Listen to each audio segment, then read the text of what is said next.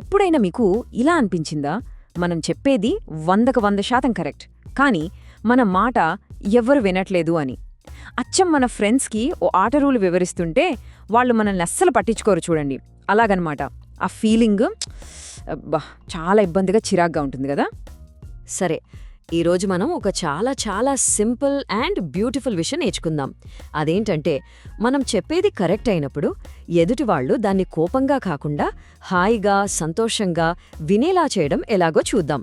పదండి మరి ఈ చిన్న ట్రిక్ నేర్చేసుకుందాం. చూడండి, మనం ఒకటి గుర్తుపెట్టుకోవాలి.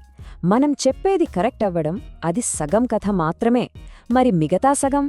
ఇది ఎలా ఉంటుందంటే, మన దగ్గర బిర్యానీకి కావలసిన బెస్ట్ ఇంగ్రీడియంట్స్ అన్నీ ఉన్నాయనుకోండి, కానీ అసలు వంట ఎలా చేయాలో రెసిపీ తెలియకపోతే అన్నీ వేస్ట్ కదా.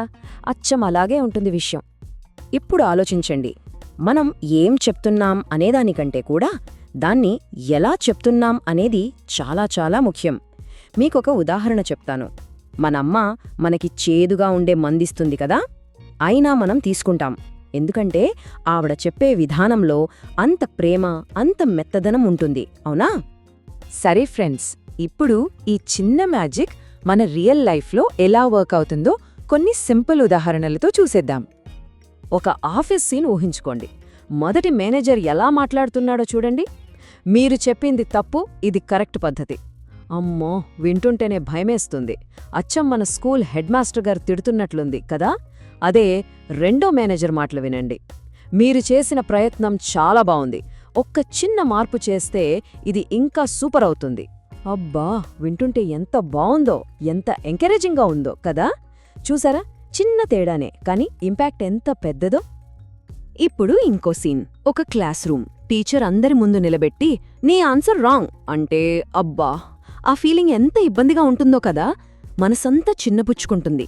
కానీ అదే టీచర్ దగ్గరికి పిలిచి, చాలా దగ్గరగా వచ్చావు, పర్లేదు, ఇద్దరం కలిసి దీన్ని ఇంకా బెటర్గా చేద్దామన్నారనుకోండి, అప్పుడు నేర్చుకోవడానికి ఎంత ధైర్యం వస్తుంది, ఎంత హ్యాపీగా అనిపిస్తుంది.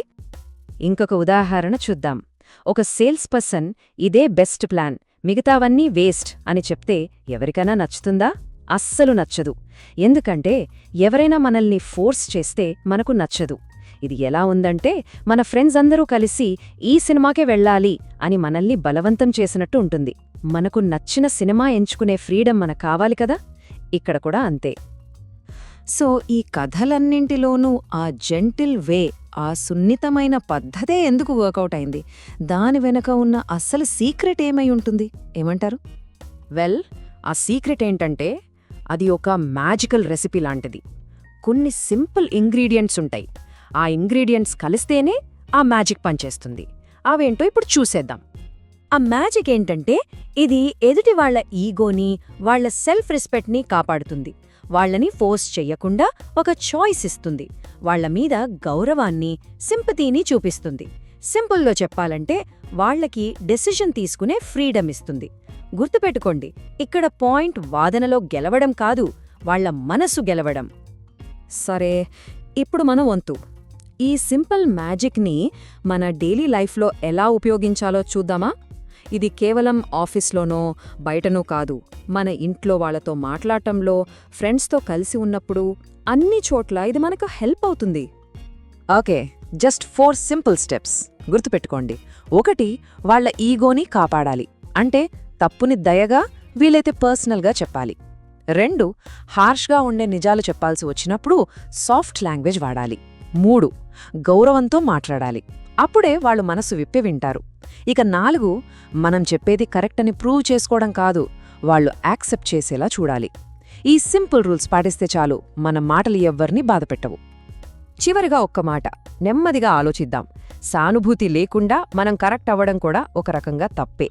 సో గుర్తుంచుకోండి ఫ్రెండ్స్, ప్రతిరోజు మనం నేర్చుకునే ఇలాంటి చిన్న చిన్న మంచి విషయాలే ఏదో ఒక రోజు మనల్ని పెద్ద సక్సెస్ వైపు నడిపిస్తాయి.